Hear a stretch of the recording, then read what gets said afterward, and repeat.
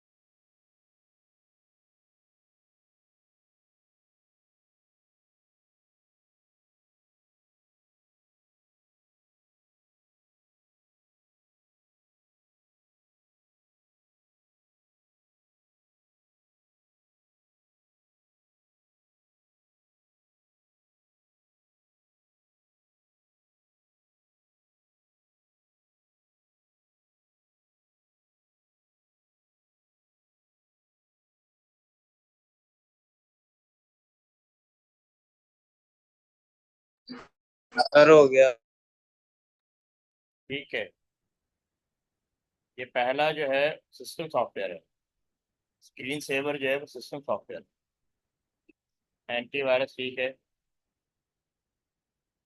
और control measurement software.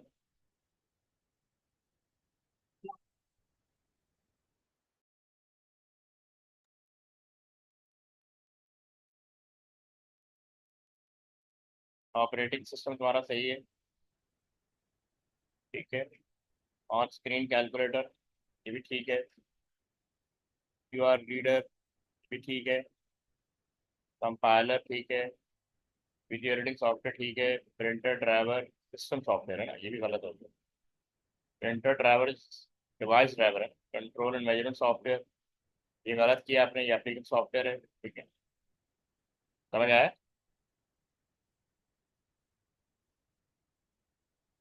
ये देख लो एक दफा सही करेक्ट। Okay sir. हाँ, इसका आंसर टाइप करके दो। Mike is downloading a video from the internet to his laptop. The speed of data transfer from the internet is slower than the speed at which data is being sent to the media player. So, what could be used to stop video constantly freezing while Mike is watching it on his laptop? हाँ, इनका इसका answer type कर लोगे। Yes sir. ठीक।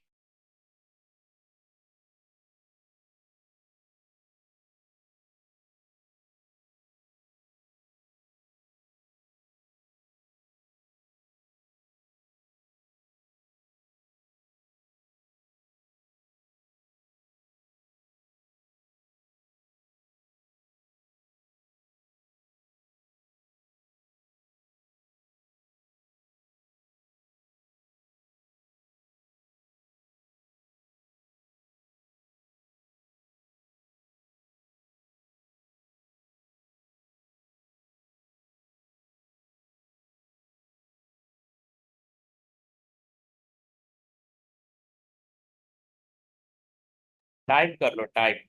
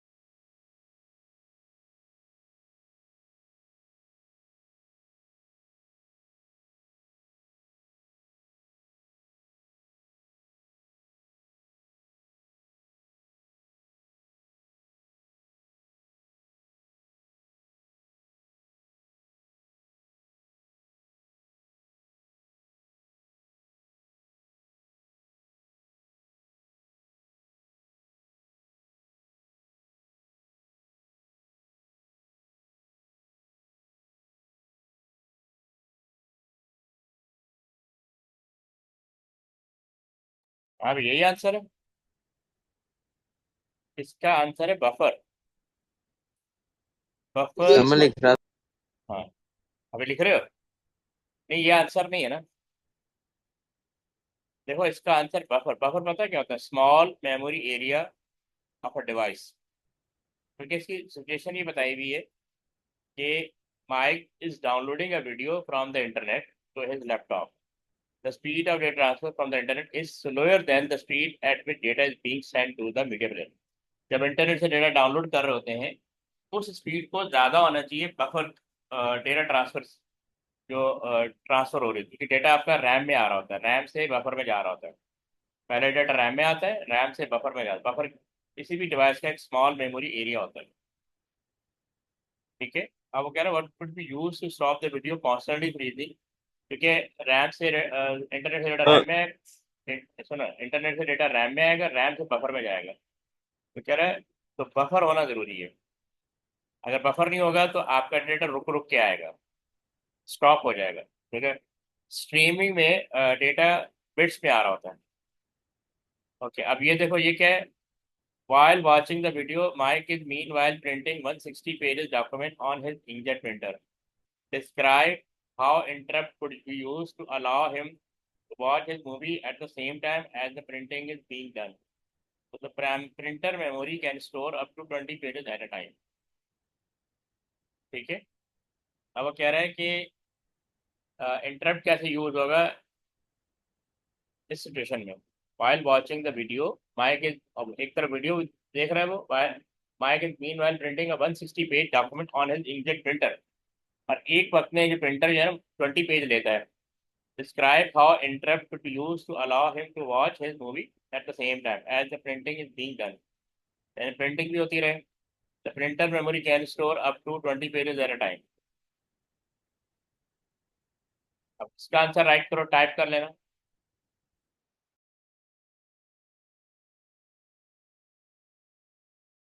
Okay, चलो discuss कर लेते हैं।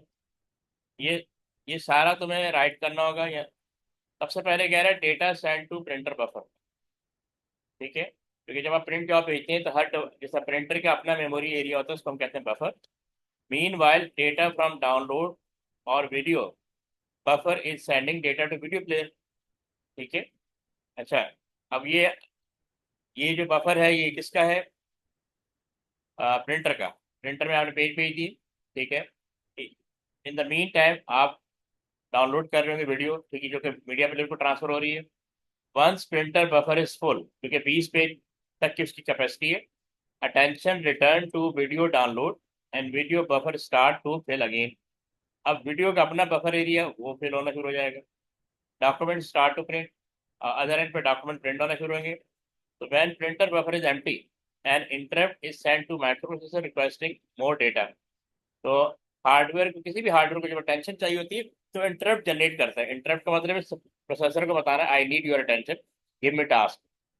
तो माइक्रो प्रोसेसर जो किसी भी काम पे अगर लगा होगा उसको टेम्पररी हॉल्ट कर देगा। Micro processor temporary halt video download process. तो सर्विस प्रिंटर अब वो वीडियो डाउनलोड को हॉल्ट कर देगा। ठीक है। जो अच्छा, वीडियो डाउनलोड तो स्टॉप हो जाएगी, लेकिन वीडियो प्लेयर जो है, ऑडियो प्लेयर या वीडियो जो भी चल रहा है वो स्टॉप नहीं होता, क्योंकि उसके बफर में मेमोरी होती है। फिर कह रहा है more data is send to the printer buffer. ठीक है। अब प्रिंटर बफर को फिल किया जाएगा। Meanwhile video player plays movie, क्योंकि उसकी बफर में वीडियो में एग्जिस्ट कर रही है। If video buffer is at minimum value, जैसे ही वीडियो बफर मिनिमम वैल्यू पे आएगा, and interrupt is send to stop other process to allow video buffer to start filling again. अब वो कह रहे हैं video buffer is at minimum value, यानी खाली होने वाली है, वरना क्या कि मूवी रुक जाएगी। An interrupt is send to stop other process. अब फिर एक और इंटरप्ट जनरेट होगा प्रोसेसर को, भी अब वीडियो को आपकी अटेंशन की जरूरत है to allow video buffer to start filling again. ठीक है। अब क्या होगा? Process goes on until whole document is printed out. ये समझ में आया आपको? यानी दो काम एट अ टाइम हो रहे हैं। चैट पे आंसर दो।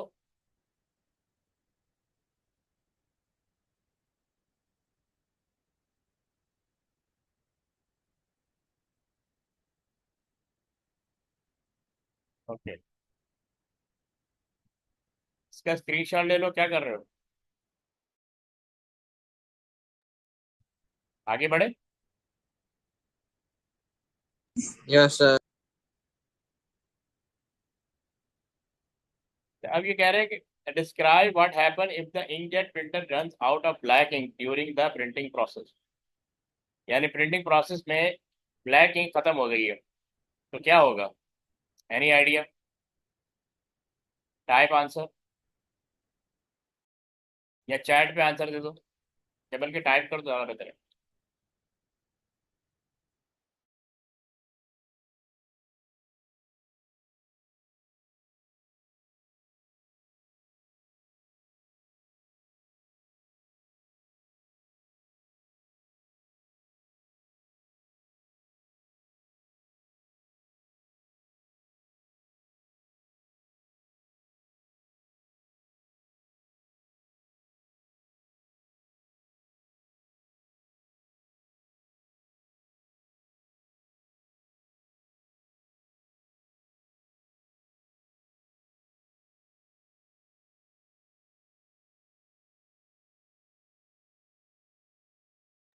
नहीं, ये इस तरह होगा।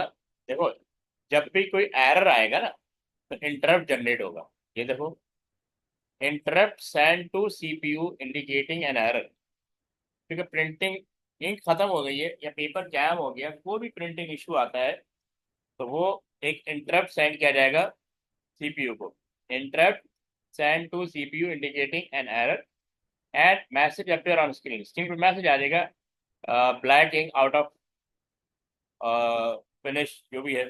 Printing process suspended until new black ink cartridge is installed. इस तरह लिखना होगा। कोई भी एरर होगा ना उसको इंटरप्ट के थ्रू हैंडल किया जाएगा। समझ आ गई बात? Yes sir. अच्छा, अब ये कह रहे हैं choose 4 feature of an operating system and describe their function.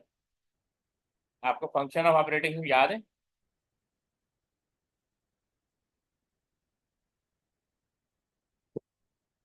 Book go throw नहीं करे, हमने लास्ट वीक डिस्कस किए थे ना। ये देखो, ये सबसे पहले दिया हुआ human computer interface can be CLI और GUI, यानी कमांड लाइन इंटरफेस। याद होगा हमने लास्ट वीक डिस्कस किया था, permit user to interact with computer. ठीक है, एक तो फंक्शन ही हो गया। मल्टीटास्किंग है, allow computer to carry out several task at the same time, allocating resources to each task. ठीक है। फिर है प्लेटफॉर्म टू रन सॉफ्टवेयर। ये प्लेटफॉर्म प्रोवाइड करता है ऑल सॉफ्टवेयर को। All apps come under the control of OS, manage movement of data into and out of RAM to allow software to run with required resources। ठीक है।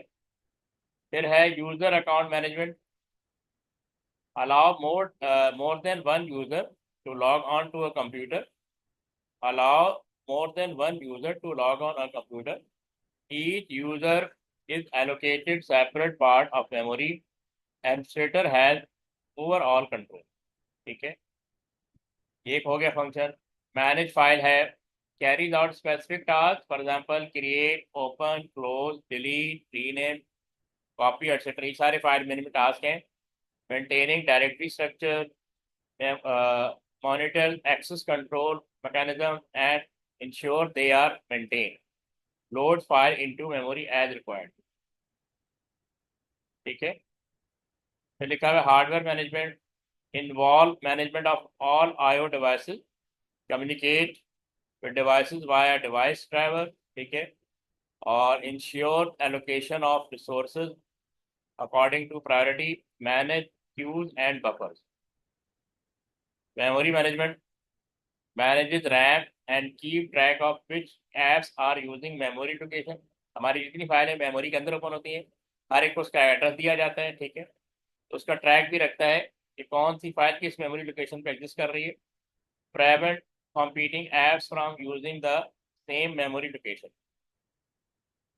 Interrupt handling है, handle interrupts from software and from hardware and software. यानी दो तरह के interrupt होते हैं, hardware wise और software. to ensure they are serviced in correct priority and that all devices have access to the CPU and resources are required। System security, ensures the integrity, confidentiality, and availability of data is maintained, use of password, maintaining access right, and so on. ठीक है, clear है?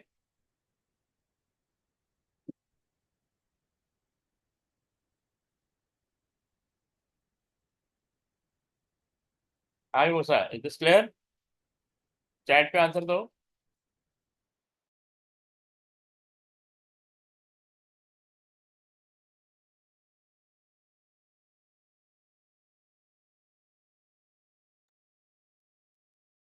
Is this clear? Should I move to next slide?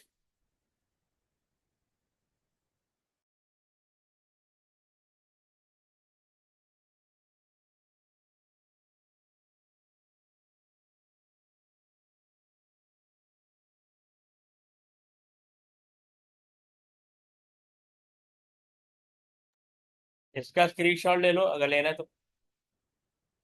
Sir ले लिया. अच्छा, अब ये देखो, what is meant by descriptor in a device driver. ठीक है, अब कह रहे हैं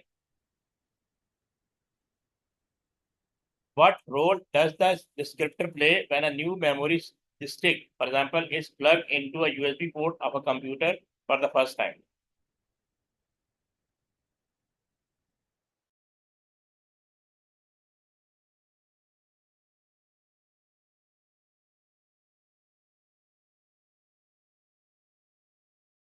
हाँ भी, इसका आइडिया है डिस्क्रिप्टर का. What is meant by descriptor? No sir. So what role does the descriptor play when a new memory stick, for example, is plugged into a USB port of a computer for the first time? ठीक है, ये जो device driver होता है ना, जब हम कोई भी डिवाइस अटैच करते हैं, जैसे प्रिंटर हो गया, स्कैनर हो गया, सिस्टम के साथ, तो बेसिकली उसका डिवाइस ड्राइवर उसका मांगा जाता है. उसके अंदर ना डिटेल होती है. अब ये देखो, a descriptor is a collection of information about device. ठीक है, जितनी भी डिवाइसेस होती है, वो जो सॉफ्टवेयर होता है उसको डिस्क्रिप्टर कहते हैं. डिस्क्रिप्टर इंक्लूड वेंडर आईडी यानी जिसने वो डिवाइस बनाई है, यानी मैन्युफैक्चरर आईडी. फिर प्रोडक्ट आईडी, ज़ाहिर है जिस जो भी मैन्युफैक्चर बहुत सारी डिवाइसेस बनाता है. ठीक है, तो अब हर प्रोडक्ट को वो एक आईडी देता है, product ID. And serial number of a device, her device का अपना एक सीरियल नंबर होता है. ठीक है, इफ अ ये वो डिटेल है जो डिस्क्रिप्टर के अंदर एग्जिस्ट करती है. तो जैसे आप यूएसबी लगाते हैं तो ये वाली इंफॉर्मेशन कंप्यूटर के पास चली जाती है या ओएस रिसीव कर लेता है. If a device doesn't have a unique serial number associated with it, the OS will treat the device as new every time it is plugged into a USB. अगर device के अंदर unique serial number नहीं है तो जब भी आप device connect करेंगे तो वो आपसे उसका सॉफ्टवेयर मांगेगा कि इंस्टॉल करें आप. So when a device is plugged in, descriptor are used to recognize the device and load the device driver automatically. तो अगर इसके सारे एलिमेंट पूरे हैं, तीनों एलिमेंट एग्जिस्ट कर रहे हैं, तो अब वो जब भी आप डिवाइस अटैच करेंगे ऑटोमेटिकली उसको रिकग्नाइज कर लेगा. अब हर दफ़ा आपसे ड्राइवर नहीं मांगेगा, पहली दफ़ा मांगेगा. और पहली दफ़ा मांगेगा तो ये तीन चीज़ें उसके अंदर होनी चाहिए. ठीक है, क्लियर है? Yes sir. Describe what is meant by BIOS and state its function. So what is the task of BIOS when a computer is first powered up? BIOS का आइडिया है ना आपको? ROM chip. Yes sir. इसके बारे में right करो जरा. Yes type कर लो, यहाँ पे टाइप कर लो.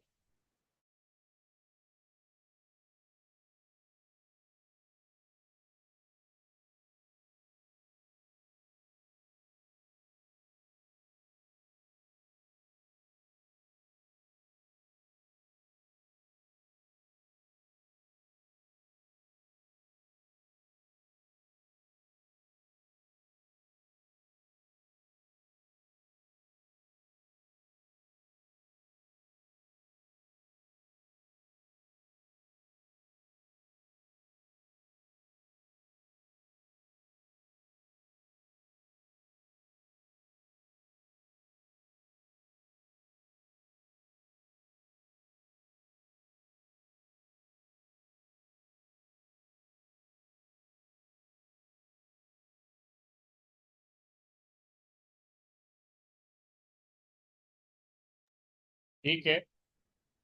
इसकी फर्दर डिस्कशन चाहिए, ठीक है, 2-3 क्वेश्चन इसके अंदर एग्जिस्ट कर रहे हैं। ओके, इसको रीड करो।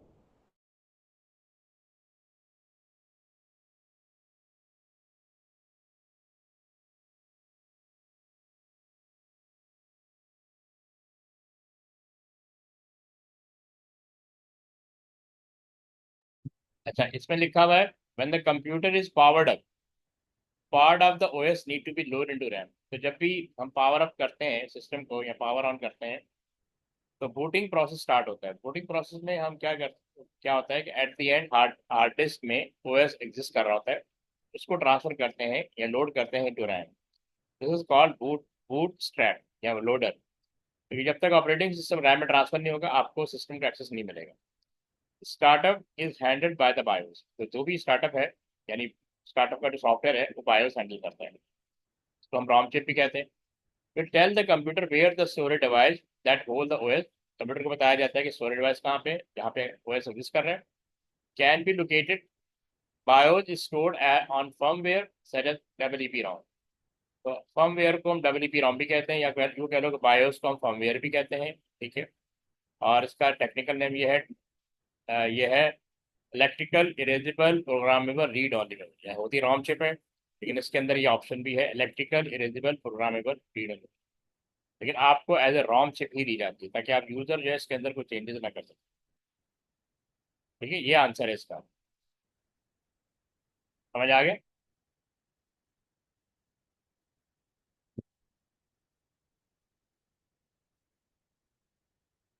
अच्छा, अब ये कह रहे हैं कि BIOS software and BIOS setting are different. Describe the different types of memory need for both the software and its setting. In your explanation state by both type of memory are use. हाँ भी, इसके बारे में idea है कुछ? ये कह रहा है BIOS software and BIOS setting are different. Describe the different types of memory need for both